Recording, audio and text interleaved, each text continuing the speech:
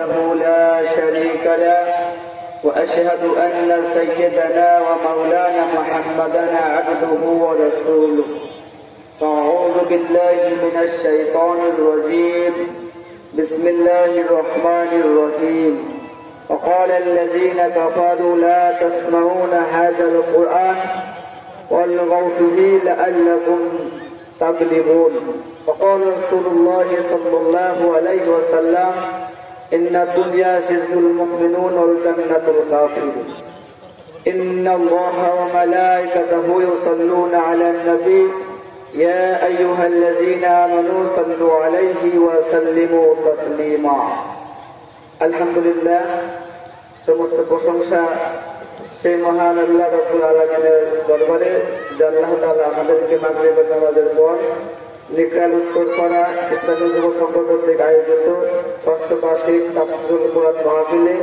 এখানে আসার জন্য এবং বসার জন্য তৌফিক দান করলেন। সেজন্য সেই মহান আল্লাহ সুবহানাহু ওয়া তাআলার দরবারে লাখো কোটি শুকরিয়া আদায় করি। আমরা সকলেই বলি আলহামদুলিল্লাহ।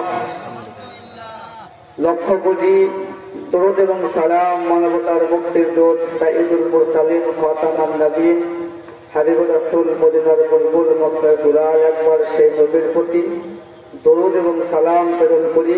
আমরা সবাই বলি সাল্লাল্লাহু আলাইহি ওয়াসাল্লাম। সম্মানিত সুধী, সম্মানিত উপস্থিতি, আসলেই আজকে নিকরাইল উত্তরপাড়া ইসলামী যুব সংঘ কর্তৃক আয়োজিত তাফসীরুল কুরআন মাহফিল, আমাদের আজকের তাফসীর মাহফিলের আলোচনা শুরু হয়ে গেছে। আসলে আমরা এলাকার সন্তান, এজন্য আমাদেরকে কিছুক্ষণ সময় দেওয়া হয়েছে। আমাকে যে সময় দেওয়া হয়েছে 7টা 20 পর্যন্ত, এখন 7টা 12 বেজে গেছে। তো আসলে আমি আমার আলোচনা বেশি দীর্ঘায়িত করবো না। ইচ্ছা থাকলেও পার নাই, যে সময় দিয়েছে সে সময়ের মধ্যেই কোনরকম সুর গাছ ছাড়া কিছুক্ষণ কথা বলে আমার যে সময় দেওয়া হয়েছে সে সময় পর্যন্ত কথা বলেই আমি আমার কথা শেষ করবো ইনশাআল্লাহ তাআলা। আমি সরাসরি কোন সূচনা ভূমিকা না বলে সরাসরি পবিত্র কুরআনুল কারীম থেকে যে আয়াতে কারিমা তিলাওয়াত করেছি সেই আয়াতে কারিমা থেকে আলোচনা শুরু করছি।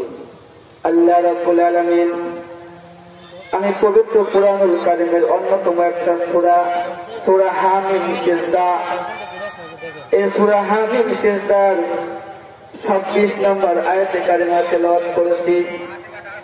আল্লাহ সুবহানাহু ওয়া তাআলা এই আয়াতে কারিমার মধ্যে বলতেছেন ওয়াকালাল্লাযীনা কাফারু লা তাসমাউনা হাযাল কুরআন। আল্লাহ সুবহানাহু ওয়া তাআলা এই সূরা হামিম সিজদার মধ্যে যে আয়াতে কারিমা নাযিল করেছেন, এখানে কাফিররা বলতেছে লা তাসমাউনা হাযাল কুরআন, তোমরা কুরআন শ্রবণ করবে না, কুরআন শুনবে না, অলগাউ ফিহি, আর এতে তোমরা সরগোল করবা, লাআল্লাকুম তাগলিবুন, তাহলে তোমরা জয় লাভ করতে পারবা, তাহলে তোমরা বিজয় লাভ করতে পারবা। আল্লাহ রাসূল সাল্লাল্লাহু আলাইহি ওয়াসাল্লাম যখন এই মক্কা জমিনের মধ্যে আল্লাহ রাসূল সাল্লাল্লাহু আলাইহি ওয়াসাল্লাম যখন এই পবিত্র কুরআনুল কারীমের আয়াতে কারিমা যখন তিনি তেলাওয়াত করতেন, তখন কাফির মুশরিকরা বিভিন্নভাবে আল্লাহ রাসূল সাল্লাল্লাহু আলাইহি ওয়াসাল্লামকে এরকম বাধা বিপত্তি দিত। এরকম কাফির মুশরিক বেঈমান যারা ছিল তাদেরকে লেলিয়ে দিত।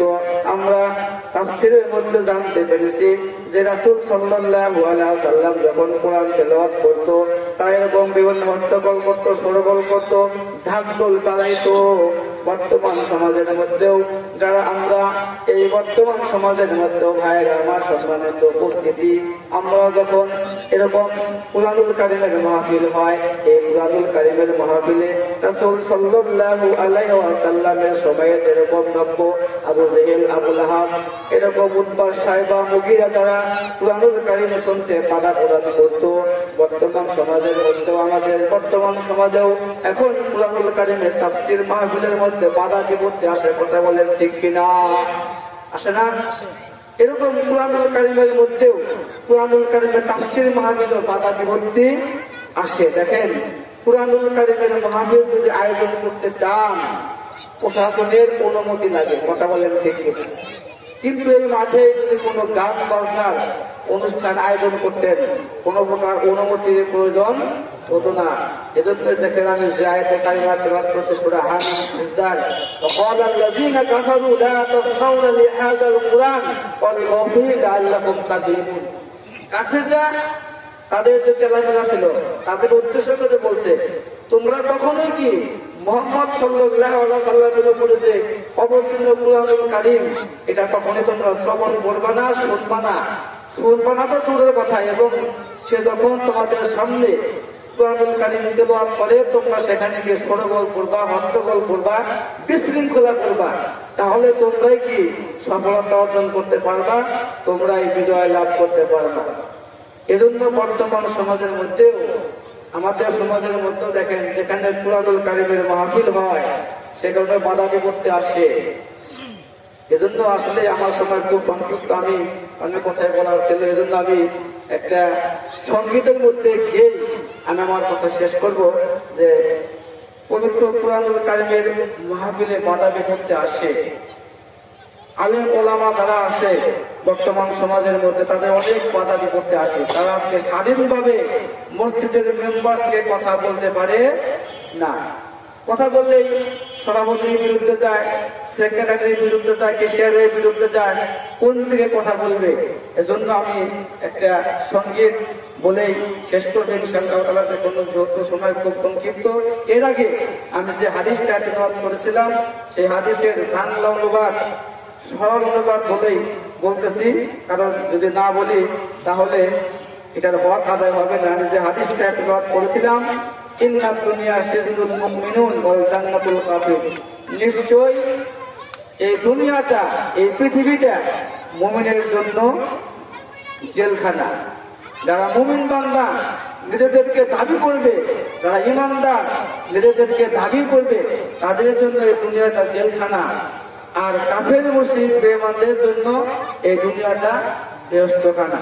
অর্থাৎ যারা বেঈমান কাফের মুশরিক এদের কোনো হালাল হারামের কোনো তোয়াক্কা করে না, মন যা চায় তাই করতেছে। কিন্তু পক্ষান্তরে একজন ইমানদার বান্দা মন যা চাবে তাই কিন্তু করতে পারবে না।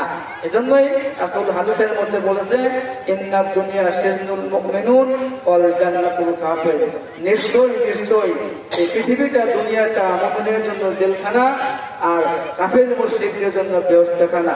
এজন্য সম্মানিত উপস্থিতি, আমি পবিত্র কুরআনুল কারীম থেকে যে আয়াতে কারিমা তেলাওয়াত করেছিলাম সূরা হামিম সেটার 26 নম্বর আয়াত, এবং রাসূল সাল্লাল্লাহু আলাইহি সাল্লামের অন্যতম একটা হাদিস, যে হাদিসটা তেলাওয়াত করেছিলাম সেই হাদিসের বাংলা অনুবাদ করলাম।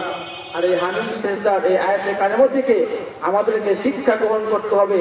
রাসূল সাল্লাল্লাহু আলাইহি সাল্লামের জামানায় রাসূল সাল্লাল্লাহু আলাইহি সাল্লাম যেভাবে কাফের মুশরিক বেঈমানদেরকে প্রতিহত করেছে, ঠিক সেভাবে আজকে আমাদের বর্তমান সমাজেও এই নব্য কাফের মুশরিক বেঈমানদের প্রতিহত করতে হবে। তাছাড়া নসের ইসলামের কিন্তু বিশাল ক্ষতির সম্মুখীন আমরা হতে যাচ্ছি।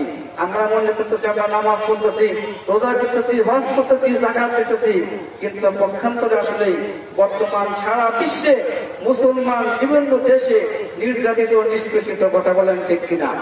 এজন্য রাসূল সাল্লাল্লাহু আলাইহি সাল্লাম এবং আল্লাহ রাব্বুল আলামিন যে আয়াতে কারিমা আমাদের প্রতি নাযিল করেছেন সেগুলোর প্রতি আমাদের সর্বাত্মক আমল করতে হবে।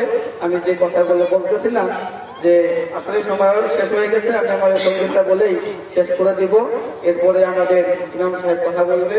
আর আমার বলার কণ্ঠস্বর খুব পরিপূর্ণ অবস্থা, আমার কথা বলার ইচ্ছা ছিল না, তারপরেও যেহেতু নাম ঘোষণা করা হয়েছে এজন্য অল্পক্ষণ কথা বললাম। আমি সেটা বলতেছি, জানো কি বন্ধু, জানো কি বন্ধু, এদেশের কিছু শিক্ষিত গরু আছে, বাঁচার জন্য খায় না তারা, খাওয়ার জন্য বাঁচে। কথা বলেন ঠিক কিনা? নিজেদেরকে ভাবে মহাপণ্ডিত, জ্ঞানী ও বুদ্ধিজীবী, আসলেই তাদের মাথায় কিছু নেই, আছে শুধু পচা গোবরের ঢিবি। মৌলবী দেখলে নাক ছিটকায়, মোল্লা দেখলে চলে, বানরের মতো মুখ দিন চায়, নানা মুখে কথা বলে। বলেন, কথা বলেন ঠিক কিনা? মৌলভী দেখলে নাক ছিটকায়, মোল্লা দেখলে জলে, বানরের মতো মুখ বিঞ্চায়, নানা কটু কথা বলে। বাবে হায় হায় কি হবে উপায়, এই মোল্লার দলে তবতি রোগে দেশটাকে নিয়ে গেল হায় রসা তলে। আমি বলি বাসা সবুর সবুর, এতটা তো নয় সোজা, কে কতটা ভালো মন্দ বদসি এসব শুরু করি খোঁজা। প্রথমেই দেখি শিক্ষাঙ্গনে সন্ত্রাস করে কারা, আমরা তো দেখি তোমরাই করো, করে না তো মোল্লারা। সাথে বেসরম বেহায়া বেলাস উৎপাদ নারী নিয়ে, মোল্লায় কবু ঘুরে বেড়াই না তো রিক্সা দিয়ে। তবে কেন এত মোল্লা বিরোধী, মোল্লার প্রতি ঘৃণা, তার সে দেখো কিছুটা মোল্লা নিজে হতে পারো কিনা। মোল্লাকে বুঝো, মোল্লাকে খোঁজো, মোল্লা তো মানুষ হবে, তাহারাই হবে কামিয়াব যাহারা মোল্লার সাথে রবে।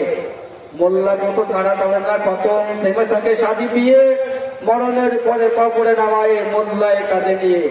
তবে কেন এত মোল্লা বিরোধী, মোল্লার প্রতি ঘৃণা, তার চেয়ে দেখো কিছুটা মোল্লা নিজে হতে পারো কিনা। সহজ ভাষায় জানালাম কিছু অপ্রিয় সত্য কথা, মানো বা না মানো, আসলে এটাই চরম বাস্তবতা।